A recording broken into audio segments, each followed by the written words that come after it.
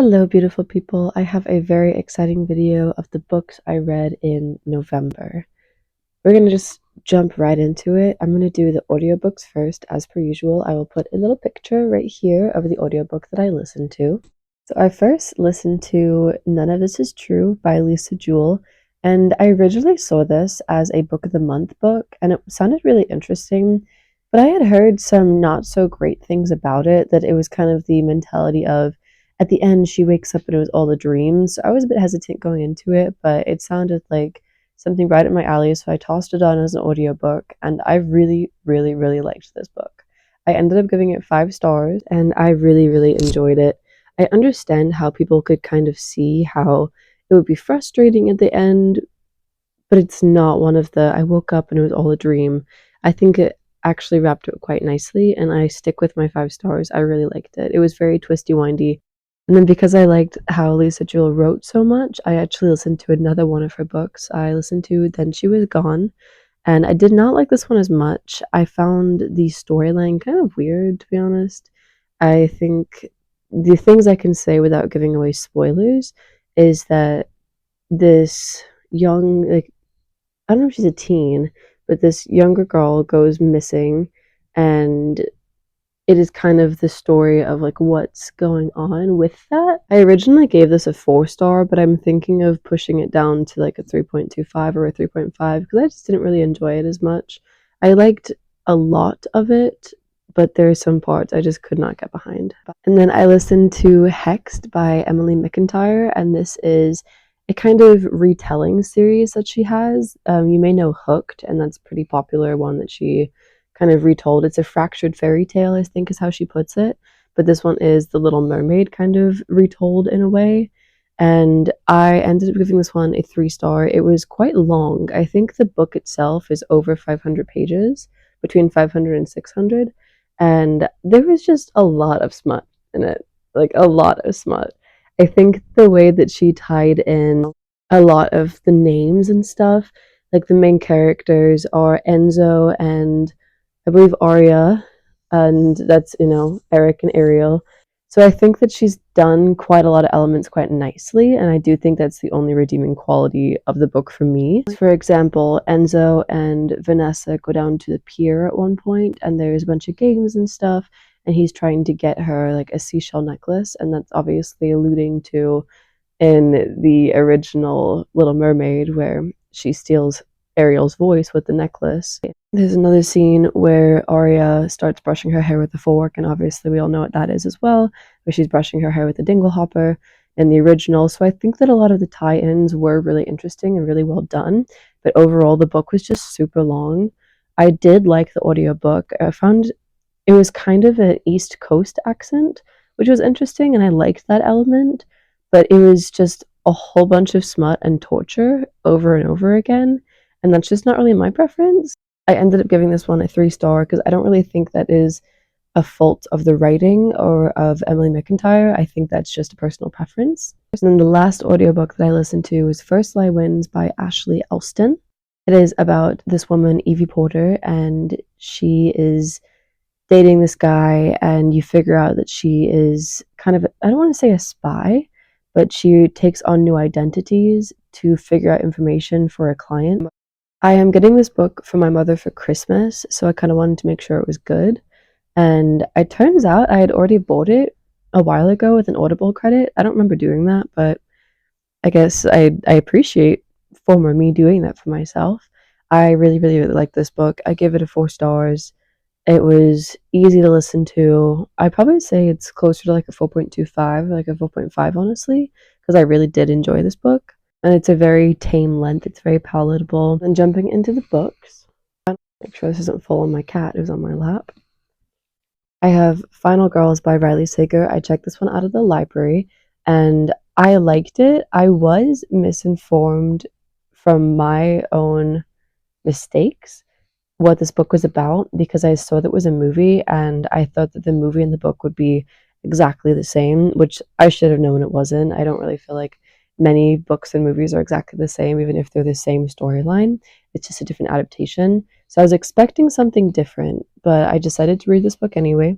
and I really liked it. I actually do have a little reading vlog coming out with this book and a couple other books in my stack. I gave this one 4 stars. It definitely took me like 60 to 80 pages to actually get into it, but I read, I believe, the last 200 pages in one sitting. It actually wasn't as scary as I thought it would be. And I also read Divine Rivals by Rebecca Ross. I gave this book a 5 stars. I love this book. I found it so interesting, so easy to read. I have a buddy read coming out on this with my friend Julia.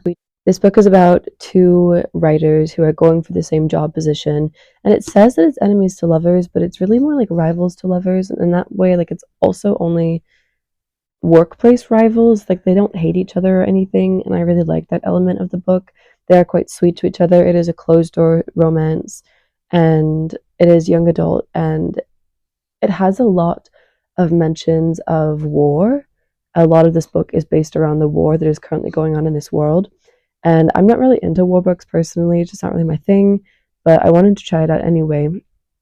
And the way that Rebecca Ross wrote this book is fantastic. It's so beautiful and vivid, and the imagery is fantastic. It does have extremely melancholy undertones. I picture everything in a tone of blue almost. But I'm a huge, huge fan of this book. I could not recommend this enough if you like something quick, easy, with some war that's easy. And there is a magical realism element with magical typewriters. And I love magical realism, so I would highly recommend this book, 5 stars. And then I read Here One Moment by Liane Moriarty. I think that's how you say her name. And I loved this book. I originally gave it, I believe, a 4 or 4.5 stars, but I'm actually considering giving it a 5 star because I cannot stop thinking about how much I enjoyed it. So I think I will be changing this rating to a 5 star. It is a pretty chunky book, and I do have part of the reading vlog has this book in it as well. If you want to see more reactions, I will be posting that soon, hopefully. It is about a woman on a plane who goes around and predicts people's age of death and how they die. It is a slow book because the plane part happens at the beginning, and once they get off the plane, they kind of separate into their own lives, and there are a lot of characters kind of dispersed into that. I found this book quite easy to read, even with the size of it. I read it quite quickly. I don't think there are any quotes necessarily or life lessons that I'd take out of it, but it was super enjoyable, and I would definitely recommend this, even though it is maybe a bit more intimidating. It's so interesting because I don't really feel like I have a lot to say about this book, aside from that I really, really enjoyed it. I did go from reading this book straight to reading this book, and the size difference is quite funny because I don't even mean the page count or anything. This book is just genuinely a lot smaller, and so holding this like tiny little paperback compared to this beast was so strange. That tiny little paperback is Nora Goes Off Script by Annabelle Monaghan. I've heard really good things about this author and then good things about this book.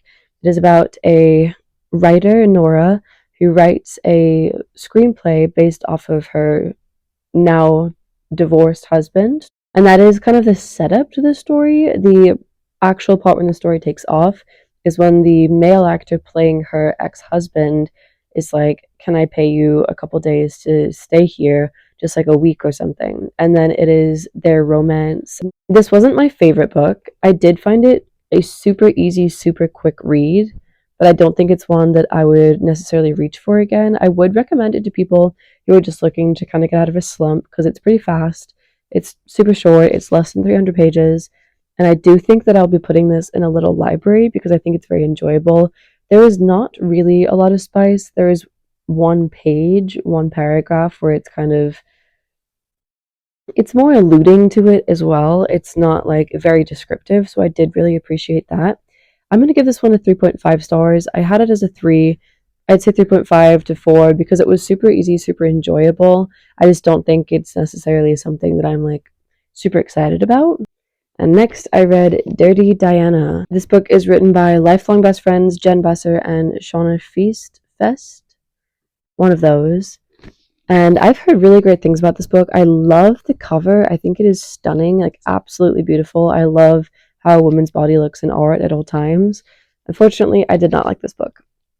It opens up with a sex scene, and it basically continues from there.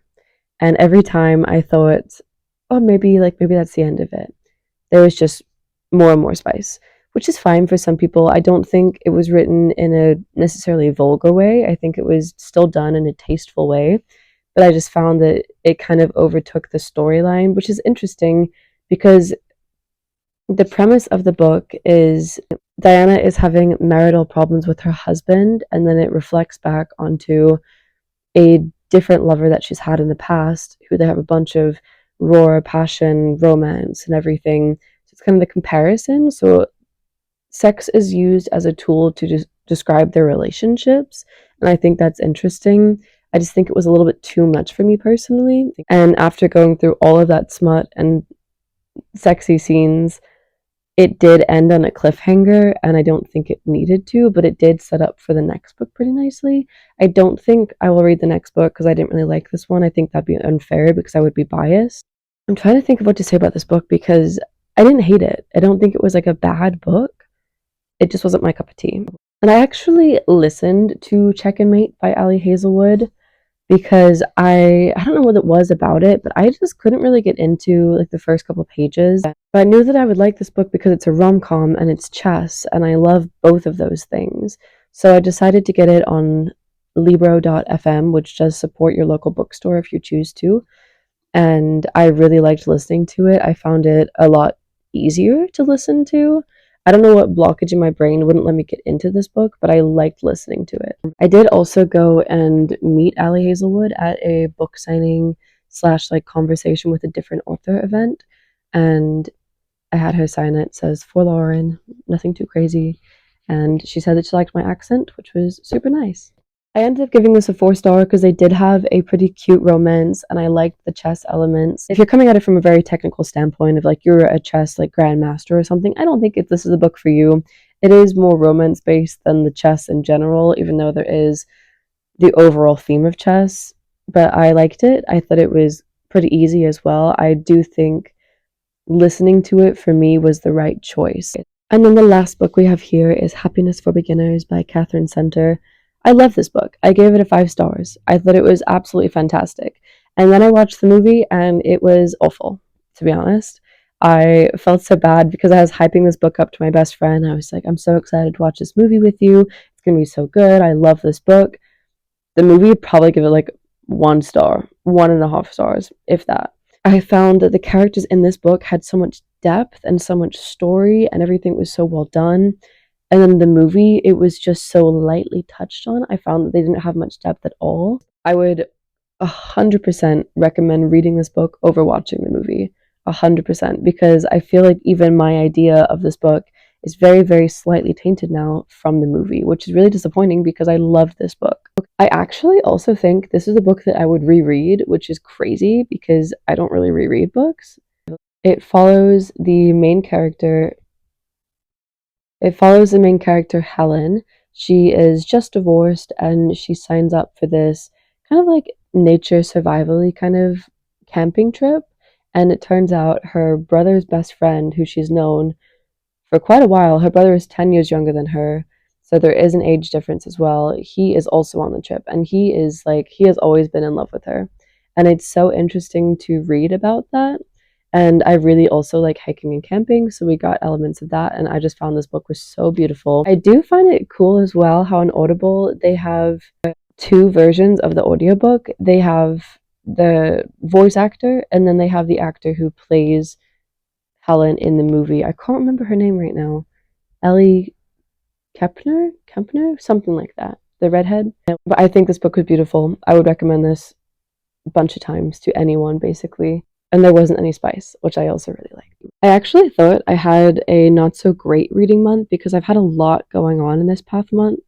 So I'm really happy to see that I actually read this many pages with some audiobooks as well. Overall, it was a good reading month. And thank you so much for being here. Have a fantastic day.